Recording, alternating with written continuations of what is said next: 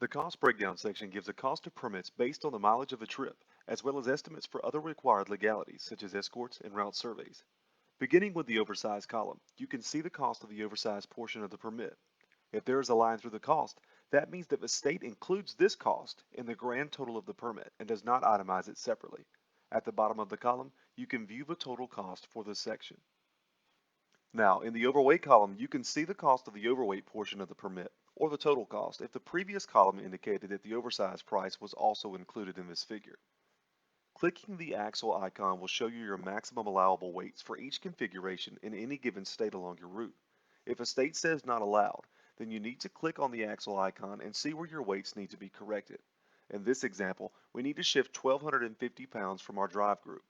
Simply change weights above by clicking in a field to change a value, and then marking the checkbox to keep that value. The rest of the weight will be redistributed amongst unchecked axles equally. When finished, click Update Results to see the reflected change. Our permit prices have been formulated through years of research into state laws and regulations and is continually checked and updated to reflect any changes to state pricing.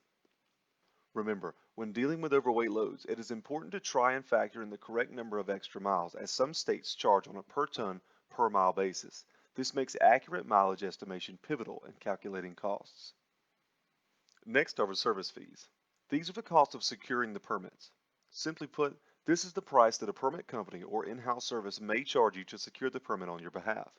You can change the values by clicking directly on the field, entering a new value, and then pressing enter. Make sure to express the value in dollars and cents, separated by a period. You can set default values for this section and others by clicking on Load Planning, Quote Framework, and then selecting General. Here you can set default values, saving you time as you will not have to continue to change your values for fixed prices. Moving on to the next row, you can see the number of escorts required and an estimated cost based on the price per mile and number of miles on your selected route. You can set your default price per mile for escorts on the General tab of the Quote Framework page, shown earlier. Now, onto the Superload column. Due to the case-by-case nature of superloads, we cannot provide accurate pricing, as there are many discretionary factors that can contribute to the final costs. We do, however, provide the set cost of application fees. If you see that superload category is reached in a state, we encourage you to contact the state directly to get a better understanding of your costs and turnaround time, as these are significant factors to consider.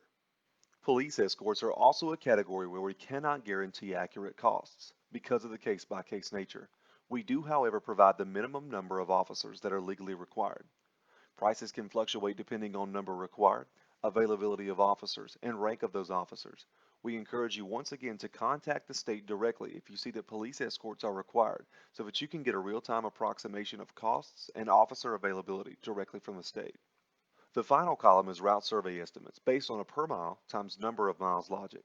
Once again, you can individually change values or set defaults in your General tab as displayed earlier. Again, it is imperative to contact the state directly if you need a route survey, as many states have proprietary route survey documents that must be completed to make a movement legal.